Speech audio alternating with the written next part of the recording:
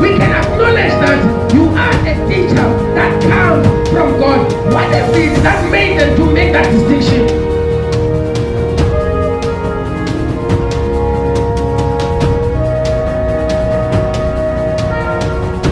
Because we can see that in your teaching accompanied with signs.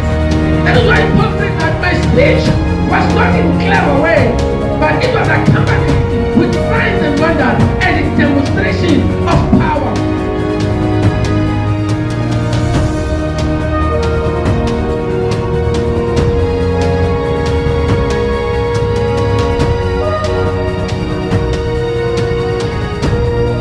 It's not just you are a teacher, but your teachings are accompanied with signs and wonders. That is why we can accept the fact that you are a teacher from above. Yes, they are teachers, but those ones, they are just from the need. But as for you, that you come from above.